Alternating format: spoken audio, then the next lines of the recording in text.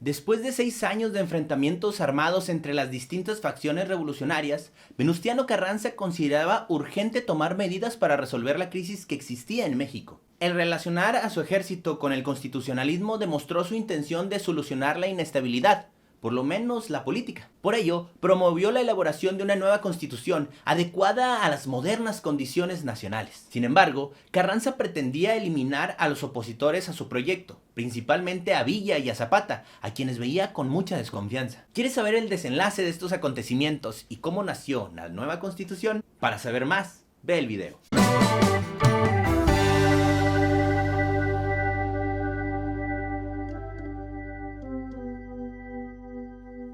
Jóvenes y personas que están viendo este video, tengan todos ustedes muy buenos días. El tema que veremos el día de hoy es la Constitución de 1917.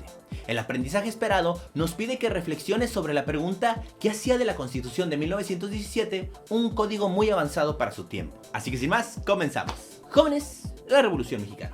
Esta había dejado al país en una situación económica catastrófica. Los ferrocarriles estaban destrozados, el campo había sido abandonado, el sistema bancario era un caos financiero, las industrias estaban paralizadas, excepto la minera y la petrolera, que habían sido favorecidas por la demanda extranjera ocasionada por la Primera Guerra Mundial. Así pues, desde el punto de vista de Carranza, para solucionar la crisis económica había que resolver el conflicto político, y eso solo se lograría mediante la elaboración de las nuevas leyes. A finales de 1916 se reunió en la ciudad de Querétaro un Congreso Constituyente conformado por 219 diputados. El objetivo era elaborar una nueva constitución. La mayoría de los congresistas eran profesionistas y había entre ellos unos cuantos obreros, campesinos y artesanos. El Congreso estuvo constituido por diferentes fuerzas o facciones, cuya ideología iba desde el ideario más moderado hasta la visión más radical de las exigencias revolucionarias. En este contexto, finalmente surge la constitución más progresista hasta entonces en todo el mundo occidental, especialmente en temas meramente sociales como la educación y los derechos laborales. Desde el principio se perfilaron dentro del Congreso dos grupos, los moderados, seguidores de Carranza, y los progresistas, encabezados por Álvaro Obregón. Ambas facciones compartían principios ideológicos como el nacionalismo, la secularización y el antiimperialismo. Sin embargo, los obregoncistas se manifestaban en contra de las ideas carrancistas de fortalecer el presidencialismo, es decir, de otorgar al Ejecutivo una autoridad tan grande que sobrepase los poderes legislativo y judicial. Además, los carrancistas no contemplaban en su proyecto las demandas sociales por las que habían luchado Zapata y Villa, como la repartición de tierras de los latifundistas y la mejora de las condiciones de los trabajadores, mientras que los obregoncistas pugnaban por hacer estas leyes que respondieran a dichas peticiones. Pese a las diferencias, el Congreso Constituyente incorporó en el texto demandas de todos los grupos involucrados en el conflicto revolucionario,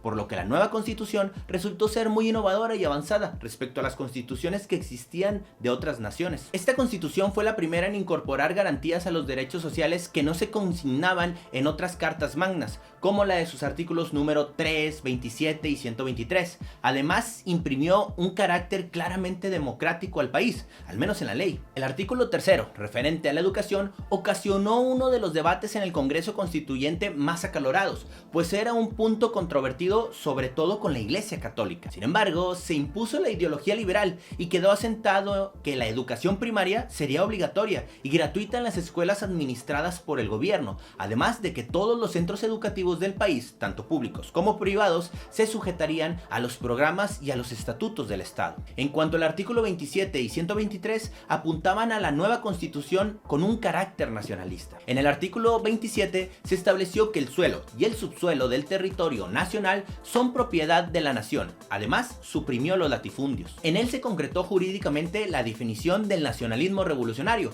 al contemplar la trascendencia sobre el uso del agua, el petróleo y el campo como los ejes en los que se materializaba el concepto de soberanía. El artículo 123 trató sobre los derechos de los trabajadores. Asimismo, estableció la jornada laboral de 8 horas y las condiciones sobre el trabajo de los menores de edad, además de los derechos sociales a la educación, la propiedad nacional sobre las aguas y las tierras y el derecho al trabajo, la Constitución de 1917 hizo otras aportaciones importantes. Por ejemplo, en el artículo 130 se da la separación entre la Iglesia y el Estado. El artículo 115 se brinda la autonomía municipal. El artículo 81 menciona la no reelección del presidente de la República y la eliminación de la vicepresidencia. La nueva Constitución preservó la garantía de los derechos individuales establecidos en la Constitución de 1917 e incluyó las demandas sociales de los grupos diversos involucrados en la Revolución Mexicana para satisfacer sus intereses, como la reforma agraria, las garantías laborales y la educación para todos. Es así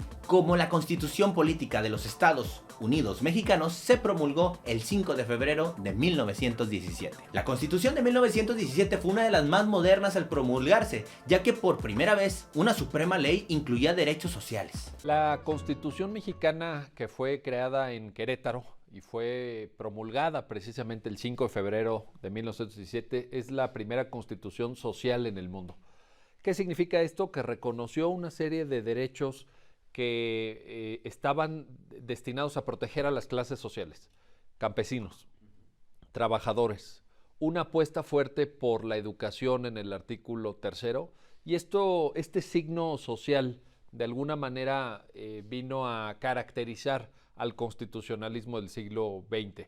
Esta constitución aseguraba las libertades individuales y derechos colectivos. En otros países pasarían muchos años antes de que el derecho a huelga fuera reconocido, como en Alemania, lugar en el que la huelga fue considerada un delito hasta 1945.